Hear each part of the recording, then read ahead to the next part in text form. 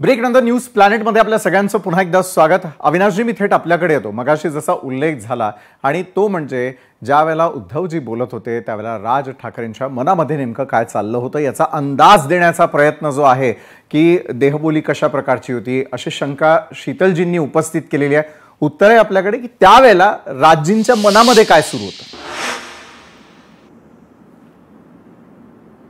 आता कसं असतं, राजजींच्या मनातलं कळणं एवढं सोपं असतं तर आम्ही आज त्यांच्याबरोबर साधारण 35-40 वर्ष आणि दुसरं एका पक्षाचे प्रमुख नेते, ते प्रमुख आहेत, आमच्या पक्षाचे अध्यक्ष आहेत। आणि आज जे काही आम्ही जमलो होतो त्या मगाशी मला वाटतं असं म्हणाल्या की स्नेहसंमेलन वाटलं ठाकरे कुटुंबाचं। निदान मी त्यांच्यासारख्या व्यक्तीकडनं अशी अपेक्षा धरलेली नव्हती की ते असं बोलतील म्हणून, कारण जरी त्या सत्तेमध्ये असल्या, आमच्या बरोबर नसल्या, तरी सुद्धा त्या मराठी आहेत। आणि हा विषय जो आजचा होता, हा जो विजयी मेळावा होता, हा विजयी मेळावा हा काही ठाकरे कुटुंबाचा नव्हता। त्यामध्ये राष्ट्रवादीच्या सुप्रियाताई होत्या, जितेंद्र आव्हाडजी होते, जयंत पाटील होते, इतर सर्व मान्यवर होते, सिने कलावंत होते, तुमच्या माझ्यासारखे तिथे काही अँकर्स, तुमच्यासारखे अँकर्स होते, अनेक लोक होते। तुम्हाला स्पष्ट सांगू का, एक गोष्ट सांगू का? बोला ना। तुमच्या लोकशाहीचा एक इंटरव्ह्यू व्हिडिओ माझ्याकडे आला, आता करू का मी तो व्हॉट्सअपवर टाकू का, की किती जोरात टाळ्या वाजवल्या? मग काय लहान जी मुलं बसली होती तुमच्या चॅनलला, त्यांना काही युतीचा आनंद झाला का? तसं नसतं। जसं मी तुम्हाला सांगितलं, हे संस्कार आहेत, लक्षात ठेवा, कळलं का? आणि आता प्रत्येक जण आपापल्या भाषणांची काय प्रकारे तुम्ही अनालिसिस करता हा एक विषय झाला, कळलं का? परंतु राजसाहेबांची देहबोली जर पॉझिटिव्ह नसती तर विजय मेळावा झालाच नसता।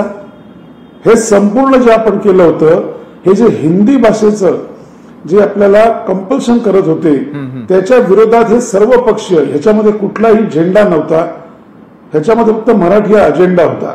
आणि त्याच्यामध्ये भाजपमधील सुद्धा अनेकांनी त्याला पाठिंबा दर्शवला होता, जाहीररित्या नाही परंतु डायरेक्टली इनडायरेक्टली काही जणांनी सांगितलं होतं, काही जणांनी फोन करून सांगितलं होतं।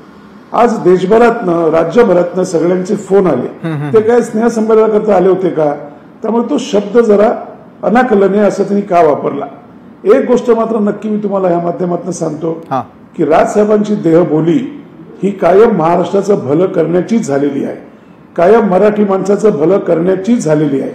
आणि कायम राजसाहेबांचे स्वप्न आहे की माझ्या महाराष्ट्रातील शेतकरी या जीन्स आणि टी शर्ट मधला दिसला पाहिजे। त्यामुळे त्यांचे विचार असतील, त्यांची देहबोली असेल, त्यांची भाषा असेल, त्यांचे संस्कार असतील, त्यांची संस्कृती असेल, ही 100% महाराष्ट्रातील मराठी माणसाच्या भल्याची आणि चांगल्याचीच असेल।